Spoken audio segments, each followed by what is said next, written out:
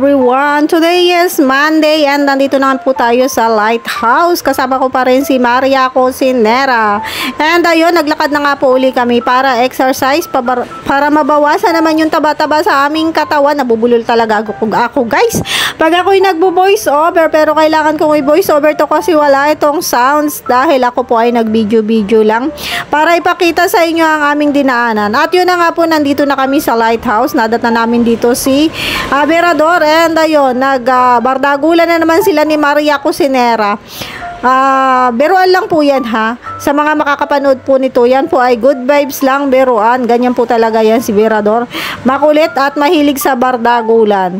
At yun nga po, ayan, itinuloy nila ang kanilang bardagulan at ayan, mukhang hindi naman kaya ni Berador. Ang laki ng katawan ni Maria Cosinera, kaya siya ay sumusuko na. Ayan, pareho na silang nanggigigil at gusto talaga nilang ituloy yung kanilang suntukan. Pero ayan mo, talaga pong sumusuko na si Berador kasi nga po malaki daw po yung katawan ni Maria Cosinera. Hindi niya kaya ang lakas ni Maria Cosinera. And ayun, sabi na po niya ay peace daw, o di ba?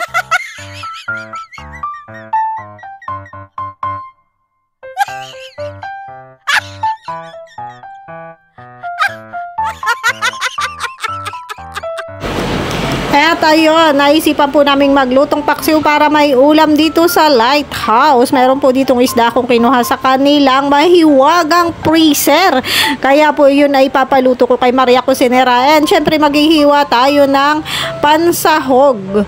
Naghahanap kami guys ng mantika kasi sabi ko nga mas masarap yung paksiw kapag may mantika.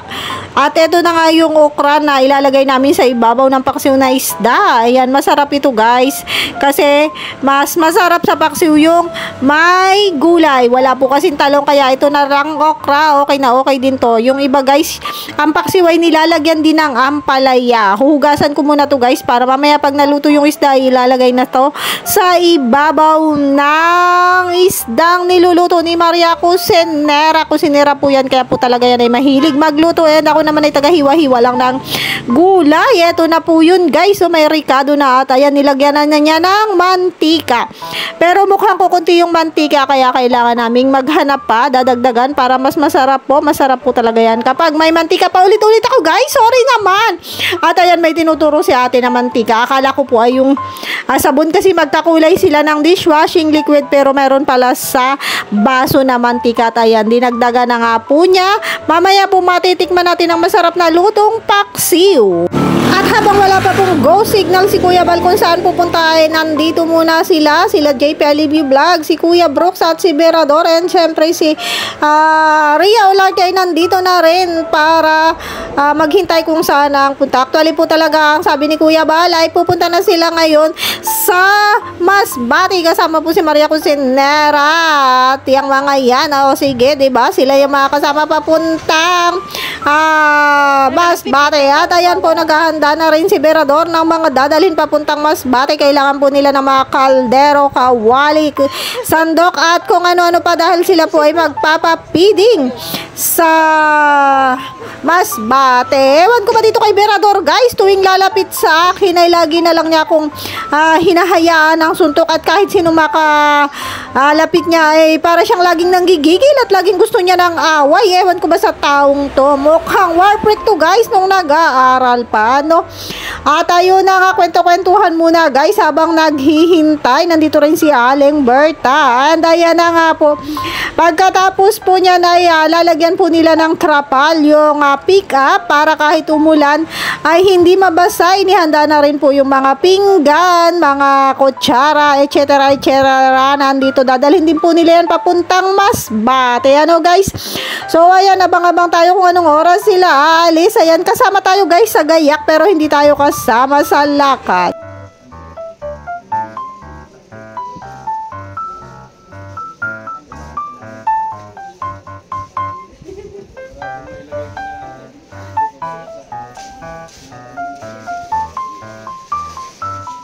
Tatakpan para hindi mabasa ang kakarga.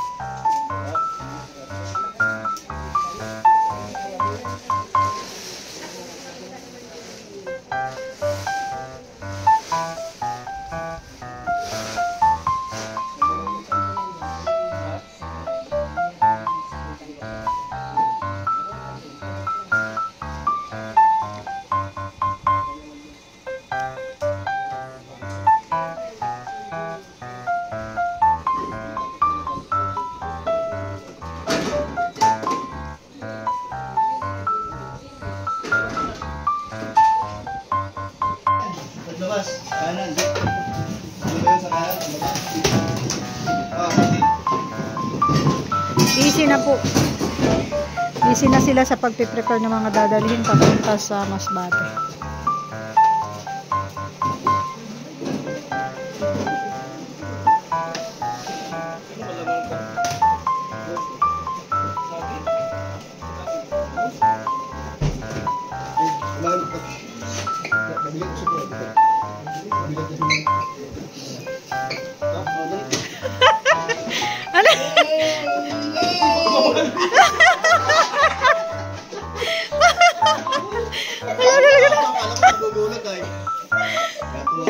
Kakarga din.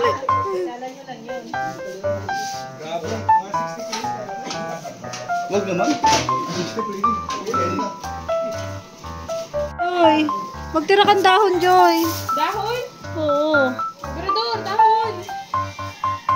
Dami-daming dahon dyan. Ayan o. Ay, thank you for the flower.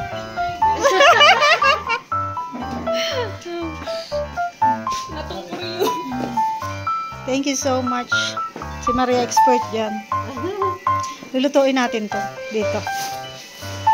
Dito? Hindi kasi kami kasama ni Maria, kaya pupuntahan ka namin dito. Paano kapag sinasama kayo ni Kuya ngayon? Ngayon lang ngayon. Hindi. At walang tagaluto. Yan si Rhea, oh. Yan si Rhea. Magdala kayong panghugas ng pinggan. Kay malayo, bagang pupuntahan nila. Takip pati ng ano, kawali. Oo nga. Hugasan ko naman to. Ginamit yan nung ano.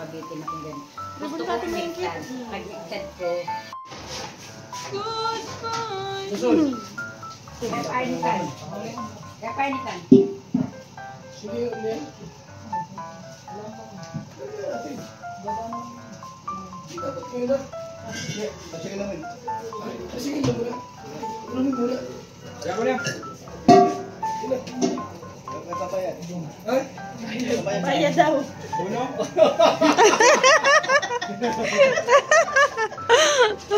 Ibang mga ngiti ang pagkapunan. Ilan ko? Wala. Oy, thank you, Lord. Thank you, Lord. 1,070. 60 yata. 70. 70. Oh, 1,070.